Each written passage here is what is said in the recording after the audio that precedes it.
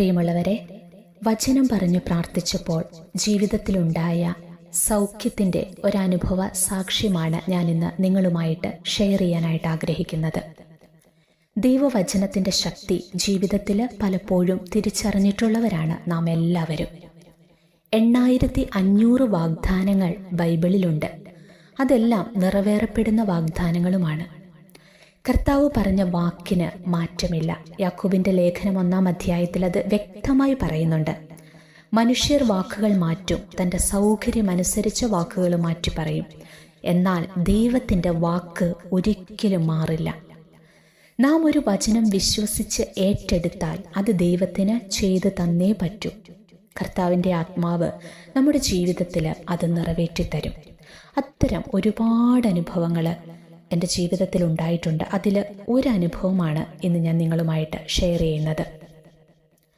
എൻ്റെ ഒരു സുഹൃത്തിൻ്റെ 5 മക്കളിൽ ഏറ്റവും ഇളയ 2 കുട്ടികൾ, അവർ ഇരട്ട കുട്ടികളാണ്. അവർ സംസാരിച്ചു തുടങ്ങിയ ആ നാൾ മുതൽ അവർക്ക് നല്ല രീതിയിൽ വിക്ക് അനുഭവപ്പെട്ടിരുന്നു. ഒരു സെൻറ്റൻസ് പോലും പറഞ്ഞ് പൂർത്തിയാക്കാൻ അവർക്ക് പറ്റത്തില്ല. അത് പൂർത്തിയാക്കാൻ ആ കുഞ്ഞുങ്ങൾ വളരെയധികം പ്രയാസപ്പെട്ടിരുന്നു. ചെറുതായിരിക്കുമ്പോൾ മുതൽ ഞാൻ ആ കുട്ടികളെ കാണുന്നതാണ്. ഇന്ന് അവർക്ക് 11 വയസ്സ് കഴിഞ്ഞു. അവർ ഇടയ്ക്കിടയ്ക്കൊക്കെ എൻ്റെ അടുത്ത് വരാറുണ്ട്. ഇവർ ക്രിസ്തുവിൽ വിശ്വാസമില്ലാത്തവരാണ് കേട്ടോ. ഈശോയുടെയും മാതാവിൻ്റെയും കാര്യങ്ങൾ പറയുന്നതോ കേൾക്കുന്നതോ എൻ്റെ ഈ സുഹൃത്തിന് ഇഷ്ടമില്ല. അവർ അവരുടെ വിശ്വാസങ്ങളിലും ആചാരങ്ങളിലും ജീവിച്ചു പോകുന്നവരാണ്. ഈ കുട്ടികളെ കാണുമ്പോൾ ഞാൻ എപ്പോഴും എൻ്റെ മോനെ ഓർക്കുമായിരുന്നു. എൻ്റെ മക്കളെ പോലെ തന്നെയാണ് എനിക്ക് ഈ കുട്ടികളും. അതുകൊണ്ട് തന്നെ ഇവരുടെ ഈ വിക്കിയുള്ള സംസാരം കേൾക്കുമ്പോൾ എനിക്ക് ഒത്തിരി വിഷമമായിരുന്നു. ആദ്യമൊക്കെ ഞാൻ കരുതി ഇവർ കുട്ടികളല്ലേ, വളർച്ചയിൽ അതൊക്കെ മാറി വന്നോളും, സംസാര തടസ്സമൊക്കെ മാറി ഇവർ മിടുക്കരായി വരുമെന്നാണ് ഞാൻ ആദ്യമൊക്കെ കരുതിയത്. അതുകൊണ്ട് തന്നെ അന്നത്ര കാര്യമാക്കി എടുത്തില്ല. അങ്ങനെ ഈ കുട്ടികൾക്ക് ഏതാണ്ട് 8 വയസ്സും കഴിഞ്ഞു. എന്നിട്ട് ഇവർക്ക് ഒരു മാറ്റവുമില്ല. ആ പഴയ പോലെ തന്നെയാണ് അവരുടെ സംസാരം. അപ്പോഴും സംസാരത്തിൽ അവർക്ക് നല്ല ബുദ്ധിമുട്ട് അനുഭവപ്പെട്ടിരുന്നു. അങ്ങനെ ഞാൻ ഒരിക്കൽ ഒരു തീരുമാനമെടുത്തു. ഈ കുഞ്ഞുങ്ങൾക്ക് വേണ്ടി പ്രാർത്ഥിക്കാനായിട്ട് തീരുമാനിച്ചു. അങ്ങനെ ഞാൻ ഈശോയോട് പറഞ്ഞു, ഈശോയെ, ഈ കുഞ്ഞുങ്ങൾക്ക് വേണ്ടി ഞാൻ ഇന്ന് മുതൽ പ്രാർത്ഥിക്കാൻ പോവുകയാണ്. ഞാൻ അവരോട് പറയാൻ പോവുകയാണ്, ഒരു ദിവസം ജീസസ് നിങ്ങളെ സുഖപ്പെടുത്തുമെന്ന്. അതുകൊണ്ട് എൻ്റെ പൊന്നു കർത്താവേ, നീ എന്നെ നാണം കെടുത്തിയേക്കരുത്. അങ്ങനെ ഞാൻ ഈശോയോട് അങ്ങനെ പറഞ്ഞു. അങ്ങനെ ഇവർക്ക് വേണ്ടി ഞാൻ പ്രാർത്ഥിക്കാൻ തുടങ്ങി. എൻ്റെ കയ്യിലുള്ള ഏക ആയുധ ലേഖ മരുന്നെന്ന് പറയുന്നത് നമ്മുടെ ഈ വചനമാണ് കേട്ടോ. ജ്ഞാനത്തിൻ്റെ പുസ്തകം 10-ാം അധ്യായം 21-ാം തിരുവചനം പറഞ്ഞ് ഞാൻ എന്നും ഈ കുട്ടികൾക്ക് വേണ്ടി പ്രാർത്ഥിക്കാൻ തുടങ്ങി. ഇവരെൻ്റെ അടുത്ത് വരുമ്പോൾ ഞാൻ ഇവരെ ഇങ്ങനെ ചേർത്ത് പിടിച്ചിട്ട് ഈ വചനം ഞാൻ മലയാളത്തിൽ പറയും. ഈ കുട്ടികൾക്ക് എൻ്റെ ഭാഷ അറിയില്ലാത്തതുകൊണ്ട് അവർക്ക് സത്യത്തിലൊന്നും മനസ്സിലായില്ല. ജ്ഞാനം 10:21 വചനം ഇങ്ങനെയാണ്: ജ്ഞാനം മൂകരുടെ വാ തുറക്കുകയും ശിശുക്കളുടെ നാവിന് സ്ഫുടമായി സംസാരിക്കാൻ കഴിവ് നൽകുകയും ചെയ്യുന്നു. നിങ്ങൾ ഒന്നുകൂടെ കേൾക്കണം കേട്ടോ. ജ്ഞാനത്തിൻ്റെ പുസ്തകം 10-ാം അധ്യായം 21-ാം തിരുവചനം: ജ്ഞാനം മൂകരുടെ വാ തുറക്കുകയും ശിശുക്കളുടെ നാവിന് സ്ഫുടമായി സംസാരിക്കാൻ കഴിവ് നൽകുകയും ചെയ്യുന്നു. ഞാൻ ഈ കുഞ്ഞുങ്ങളെ കാണുമ്പോഴൊക്കെ ഇവരെ ചേർത്ത് പിടിച്ചിട്ട് മലയാളത്തിൽ ഞാൻ ഈ വചനം അങ്ങ് പറയും. കുട്ടികളല്ലേ, അവർക്കതൊന്നും മനസ്സിലാകത്തില്ല. എൻ്റെ ഭാഷയും അവർക്കറിയത്തില്ല.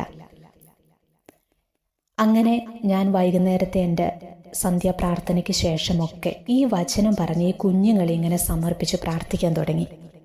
ഈ വചനം പറഞ്ഞിട്ട് ഞാൻ ഈശോയോട് പറയും, കർത്താവേ, ഈ വചനത്തിൻ്റെ ശക്തി അഭിഷേകമായി യോൻസി, ഷിറി എന്നീ മക്കളിലേക്ക് വ്യാപരിക്കട്ടെ. ഈ വചനത്തിൻ്റെ ശക്തിയാൽ ഇവരുടെ നാവിൻ്റെ കെട്ടുകൾ അഴിയട്ടെ എന്ന് യേശുവിൻ്റെ നാമത്തിൽ പ്രാർത്ഥിക്കുന്നു. അങ്ങയുടെ സ്തുതികൾ ആലപിക്കാൻ അവരുടെ നാവുകളെ ശക്തമാക്കണമേ. സ്ഫുടമായി സംസാരിക്കാനുള്ള കഴിവ് നൽകി ഈ മക്കളെ അനുഗ്രഹിക്കണമേ എന്ന് പ്രാർത്ഥിക്കുന്നു. ഇങ്ങനെ പറഞ്ഞു പ്രാർത്ഥിക്കാൻ തുടങ്ങി. പ്രാർത്ഥനയ്ക്ക് ശേഷം, പ്രാർത്ഥന കഴിയുമ്പോൾ ഞാൻ കുറച്ചു നേരം ഈശോയെ സ്തുതിക്കും ഈ കുഞ്ഞുങ്ങളെ സമർപ്പിച്ച്. അങ്ങനെ ഞാൻ ഏതാനും മാസങ്ങൾ കഴിഞ്ഞപ്പോഴാണ് ഒരു കാര്യം എനിക്ക് മനസ്സിലായത്. കുട്ടികൾ നല്ല രീതിയിൽ സംസാരിക്കുന്നു. അവർ നല്ല വ്യക്തമായിട്ട് സ്ഫുടമായിട്ട് സംസാരിക്കുന്നു. അങ്ങനെ പയ്യെ പയ്യെ ഞാനവരെ ശ്രദ്ധിക്കാൻ തുടങ്ങി. സാധാരണഗതിയിൽ അവർ ദേഷ്യപ്പെടുമ്പോഴും സങ്കടപ്പെട്ട് കരഞ്ഞുകൊണ്ട് സംസാരിക്കുമ്പോഴൊക്കെയായിരുന്നു അവർക്ക് ഏറ്റവും കൂടുതൽ വിക്ക് അനുഭവപ്പെട്ടിരുന്നത്.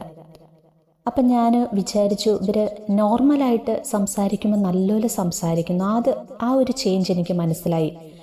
അപ്പോഴും ഞാനത് ഒന്ന് ഉറപ്പിക്കണമല്ലോ, അതിനുവേണ്ടി ഞാനിങ്ങനെ വെയിറ്റ് ചെയ്തുകൊണ്ടിരുന്നു.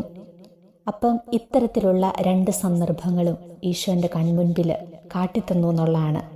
ഒരു ദിവസം ഞാൻ അവിടെ ചെല്ലുമ്പോൾ ഈ കുഞ്ഞുങ്ങൾ ഭയങ്കര ദേഷ്യപ്പെട്ട് കരഞ്ഞുകൊണ്ട് സംസാരിക്കുന്ന ഒരു സീനാണ് ഞാൻ കാണുന്നത്.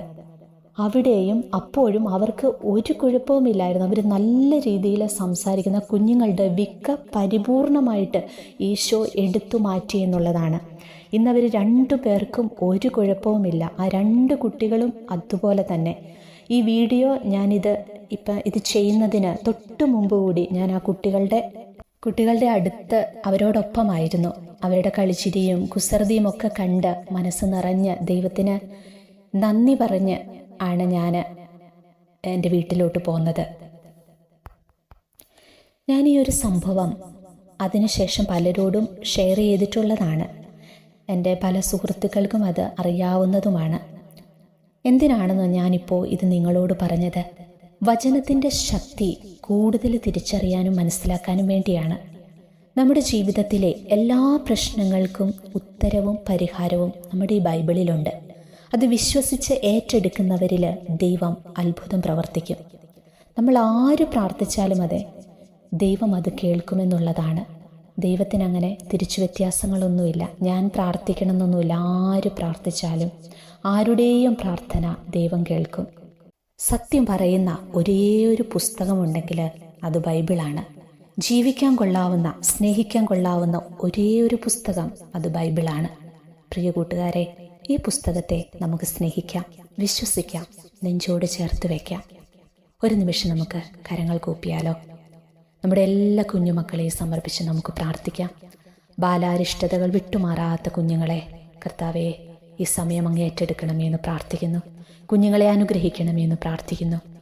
പ്രത്യേകിച്ച് ഈശോയെ, സംസാര തടസ്സം നേരിടുന്ന, സംസാരിക്കാൻ കഴിവില്ലാത്ത, സംസാരിക്കുമ്പോൾ വിക്ക് അനുഭവപ്പെടുന്ന എല്ലാ മക്കളെയും ഈ സമയം ഞങ്ങൾ സമർപ്പിച്ച് പ്രാർത്ഥിക്കുന്നു. ഈശോയെ, ഈ ഒരു മേഖലയിൽ എന്നോട് പ്രാർത്ഥന ആവശ്യപ്പെട്ടിരിക്കുന്ന ഒത്തിരി കുഞ്ഞുങ്ങളുണ്ട് കർത്താവെ.